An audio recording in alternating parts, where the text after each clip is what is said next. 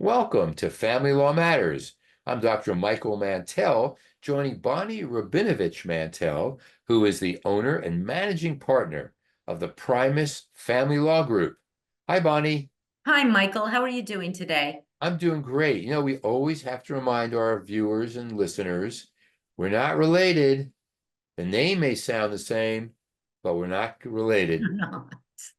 I spell my name correctly with two L's, and you, unfortunately, Canadians, you spell it with one L Wow. or So, something like that. right. Wow. So I understand September 1st is going to be a big day in the family law, divorce law in California, San Diego, with a new change in child support laws. Yes, Michael. Tell me about that. So, what's interesting is, as you know, we've discussed how child support is determined, and there's a base amount of child support that gets determined based on income and timeshare and a couple of other things. And that's the base amount of child support, which is supposed to cover room, board, and basic food, that kind of thing. However, there is also mandatory add-ons to child support. Mhm. So unreimbursed medical expenses, you carry insurance, you get a copay, that is supposed to be split between the parents, presumptively 50-50. The same thing with childcare, either party needs to work. That's presumptively split 50-50. In September, that's going to change. It is no longer going to be a presumptive 50-50 split. Hmm. What the court is going to be able to entertain is a pro rata share based on the net incomes of the parties after support is paid. So when we calculate child support, you've got gross income, and then you have what is each party's expected net income after one person pays support. Decrease there, add there, how much do they have? And each person then has a certain percentage of the whole. That is now how people are going to be able to argue to pay for these mandatory add-ons.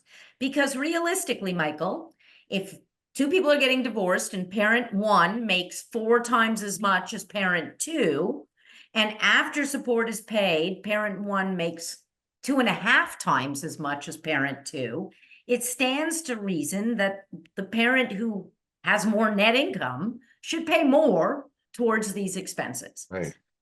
So that has now been the change in the law. And what's also interesting, it's the first time net income is being considered.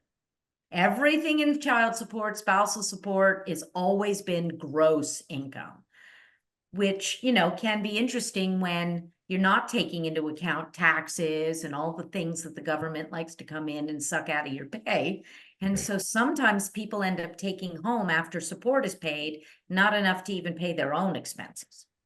So So, what right. what prompted this change? I I would think, well, actually, to be honest with you, I don't know what prompted it, what they all sat down in the room, but it Mhm. makes sense that for these add-ons to support, which are over and above what somebody's already having to pay by, the guideline, that there is a prorated amount.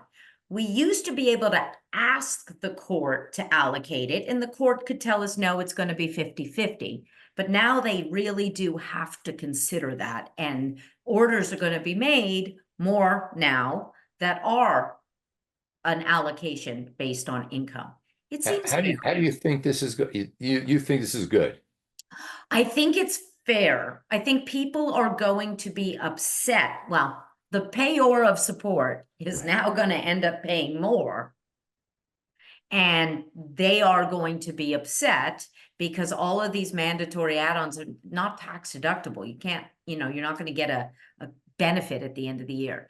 But And I this is think it makes sense because a lot of parents who can't afford the 50% share, you're getting into litigation about arrears and he doesn't have it. And then there's interest that's on these arrears. So hopefully things kids need will get paid better.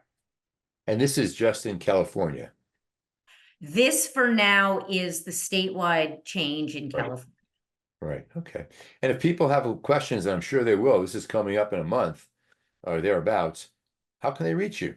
They can reach us at 619-574-8000, and I'd be more than happy to explain the effect of this new law on either their current orders or possible modifications with a free 30-minute phone consultation. Or you can reach me online through my website at www.primusfamilylaw.com and fill out the form. And if your case is in San Diego or you reside in San Diego, you'll be put on my calendar for that free 30-minute phone consultation.